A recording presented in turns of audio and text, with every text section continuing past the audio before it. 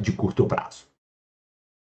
Agora vamos aqui, estabilizadores automáticos. Vamos ver o que é isso dentro dessa temática.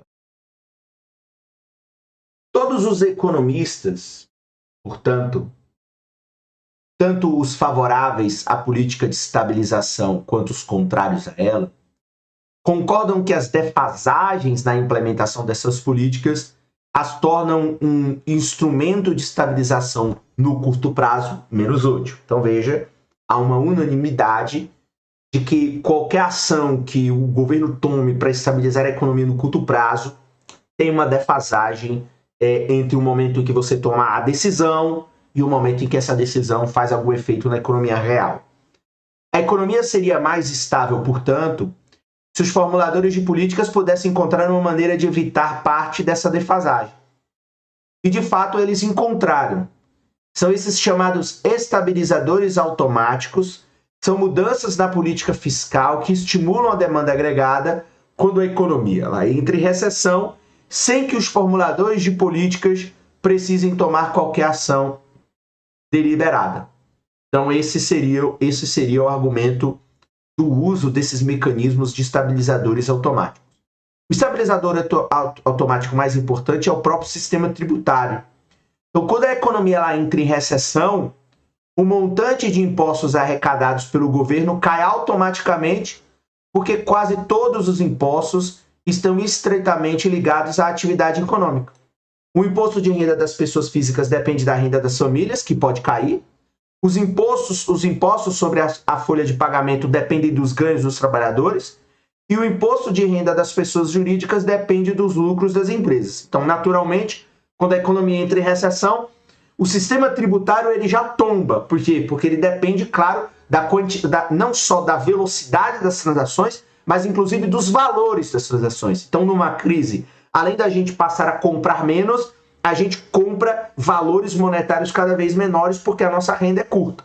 E isso acontece também com as empresas. Então, veja, como as rendas, os ganhos e os lucros caem durante uma recessão, a receita tributária do governo também cai.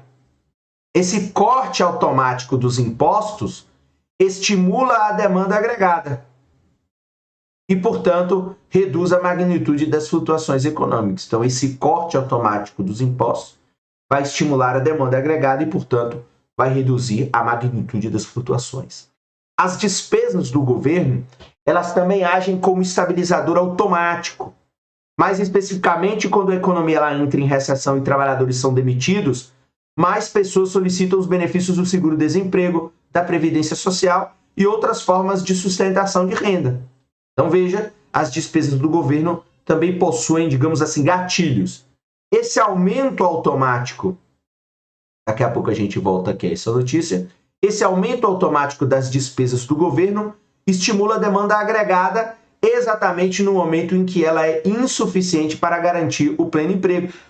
De fato, quando o sistema de seguro-desemprego foi implementado lá nos anos 30, no caso dos Estados Unidos, aqui no Brasil, acho que um pouco depois, os economistas que defendiam essa política o fizeram em parte por causa de seu poder como estabilizador automático. Então, a economia entra em depressão, a produção cai, o emprego cai, as pessoas recorrem ao seguro-desemprego, consequentemente, as despesas do governo aumentam como um estabilizador automático. Os estabilizadores automáticos da economia norte-americana, eles não são suficientemente poderosos para impedir totalmente as recessões. No entanto, sem esses estabilizadores automáticos, é provável lá que a produção e o emprego provavelmente seriam mais voláteis do que são. Por isso, muitos economistas eles são contrários a uma emenda constitucional que exigiria que o governo mantivesse sempre seu orçamento equilibrado. Então, aí agora aqui é uma parte polêmica. Então, por isso, muitos economistas são contrários a uma emenda constitucional que exija que o governo mantenha sempre o seu orçamento equilibrado. Este princípio, por si só, já revela que em determinados momentos, principalmente de recessões, o governo ele precisa fazer essas estabilizações. Várias dessas estabilizações já estão, inclusive, como a gente viu, automáticas. E isso não permite que o governo mantenha, por exemplo, um orçamento equilibrado. Quando a economia, por exemplo, entra em recessão, os impostos despencam, as despesas do governo aumentam, não tem como você ter um orçamento equilibrado. E o orçamento do governo, por isso, caminha em direção a um déficit.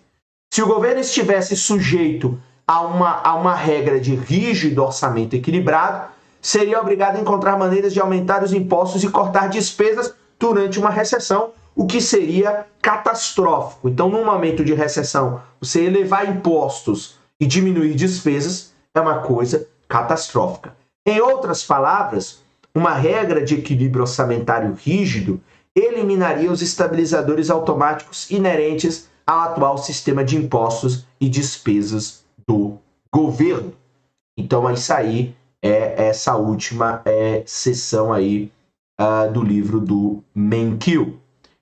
Antes de irmos para a conclusão, temos aqui duas notícias. Okay? Vamos dar uma olhada nessas notícias para ver alguns exemplos práticos dessa temática.